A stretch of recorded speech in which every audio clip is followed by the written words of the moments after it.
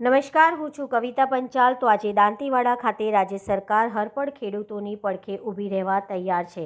મુખ્યમંત્રી શ્રી ભૂપેન્દ્રભાઈ પટેલ જમીન અને માનવીના સ્વાસ્થ્યને બગડતું અટકાવવા વધુને વધુ ખેડૂતો ગાય આધારિત પ્રાકૃતિક ખેતી તરફ આગળ વધે। તાજેતરમાં વાવાઝોડા કમોસમી વરસાદથી થયેલા કૃષિ નુકસાન સામે જાહેર કરાયેલા સહાય પેકેજમાં 1200 કરોડ રૂપિયા ખેડૂતોને ચૂકવાઈ ગયા છે। આગામી 6 થી 8 મહિનામાં સમગ્ર રાજ્યના ખેડૂતોને દિવસે વીજળી પૂરી પાડવાની નેમ છે। મુખ્યમંત્રી શ્રી ભૂપેન્દ્રભાઈ પટેલે રવિ કૃષિ મહોત્સવ 2024નો રાજ્યવ્યાપી પ્રારંભ બનાસકાંઠાના દાંતીવાડામાં સરદાર કૃષિ નગરથી કરાવતા સ્પષ્ટપણે જણાવ્યું કે રાજ્ય સરકાર હરપળ ખેડૂતોની પડખે ઊભી રહેવા તૈયાર છે। મુખ્યમંત્રીશ્રીએ ઉમેર્યું કે કૃષિ ક્રાંતિમાં દેશનું દિશાદર્શન કરનારું રાજ્ય બનવાનું ધ્યેય વડાપ્રધાનશ્રીની પ્રેરણાથી શરૂ થયેલા કૃષિ મહોત્સવની સફળતાથી સાકાર થયો છે। ખેડૂતો પોતાના ખેતરમાં કયો પાક લઈ શકે તેમજ કૃષિમાં વેલ્યુ એડિશન સહિતની સમજ તથા માર્ગદર્શન આવા કૃષિ મહોત્સવમાં કૃષિ વૈજ્ઞાનિકો ખેડૂતોને સામે ચાલીને આપે છે। આ સંદર્ભમાં મુખ્યમંત્રીએ કહ્યું કે તાજેતરમાં કમોસમી વરસાદ વાવાઝોડાની આફતથી પાકને થયેલા નુકસાન સામે ખેડૂતોને રૂપિયા 1419 કરોડનું જે પેકેજ સરકારે આપ્યું છે તેમાંથી 1200 કરોડ જેટલી રકમ ચૂકવણી પણ આપી દીધી છે। રવિ કૃષિ મહોત્સવ 2024 તારીખ 6-7 ડિસેમ્બર દરમિયાન રાજ્યના 246થી વધુ તાલુકામાં યોજાવાનું છે। આ અવસરે કૃષિ ક્ષેત્રે નવીનતમ ટેકનોલોજીની જાણકારી આપતી માહિતી પુસ્તિકાનું વિમોચન તેમજ ખેડૂતલક્ષી વિવિધ યોજનાઓમાં 11.48 લાખના લાભ સહાય વિતરણ પણ મુખ્યમંત્રી કૃષિ મંત્રીશ્રીએ કર્યા હતા। આ પ્રસંગે કૃષિ ખેડૂત કલ્યાણ અને સહકાર વિભાગના અધિક મુખ્ય સચિવ શ્રી અંજુ શર્માએ સ્વાગત ઉદ્બોધન અને રાજ્યના ખેતી નિયામક શ્રી S.T. સોલંકીએ આભાર વિધિ કરી હતી।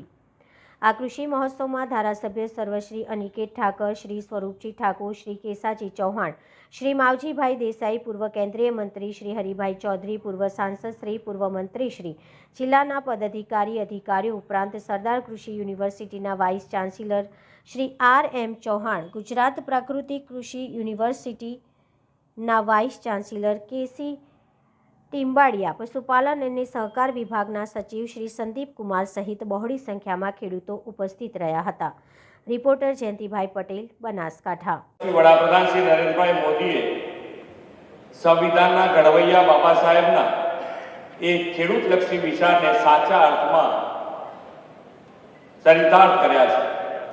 આજથી 2.5 દાયકા પહેલા ગુજરાતના ખેડૂત અને ખેતીની સ્થિતિને અહીં બેઠેલા સૌને ખબર જ હશે। દુકાળ, પાણીની અછત, અપૂરતી વીજળી જેવી અનેક સમસ્યાઓને લીધે આકાશી ખેતી કરવી પડતી।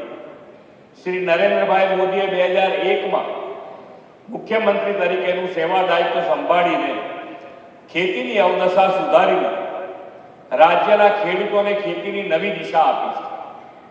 જો ખેડૂતનું, કૃષિ ક્ષેત્રનું અને ગ્રામીણ જનજીવનનું ભલું કરવાની રાજકીય ઈચ્છા શક્તિ હોય તો કેવો બદલાવ લાવી શકાય તે તેમણે 24 કલાક વીજળી અને પૂરતું પાણી આપીને પુરવાર કર્યું છે।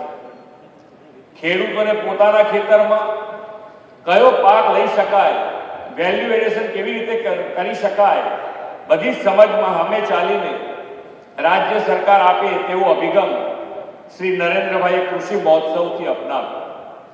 કૃષિ મહોત્સવ 2 દાયકા શ્રી નરેન્દ્રભાઈના દિશાદર્શનમાં પૂરા કર્યા છે અને આજે 21મા કૃષિ મહોત્સવની આપણે શરૂઆત કરી છે।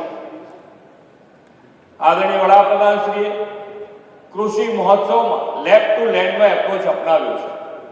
ખેડૂતો માટે પાણીની ચિંતા કરી, પશુઓના આરોગ્યની ચિંતા કરી, કૃષિ વૈજ્ઞાનિકો ગામે ગામ જઈ ખેડૂતોની સમસ્યાનું સમાધાન કૃષિ મહોત્સવથી લાવ્યા છે।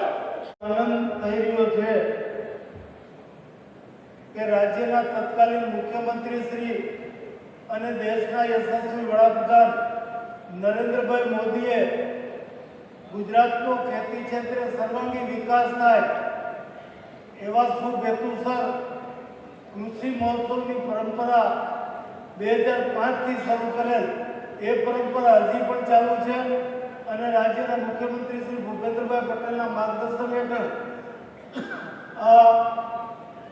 રવિ કૃષિ મહોત્સવ 2024નું આજે ભવ્ય આયોજન થયું છે. કૃષિ મહોત્સવમાં ખેડૂતોને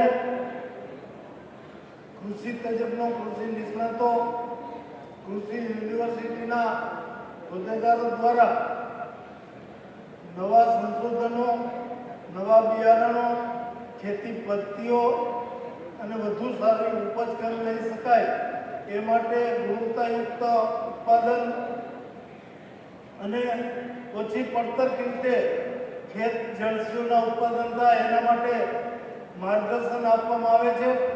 એના પરિણામે ખેડૂતો નવી પદ્ધતિઓ અપનાવી અને રાજ્યમાં કૃષિ ક્ષેત્રે સમગ્ર દેશમાં ગુજરાતને ગૌરવ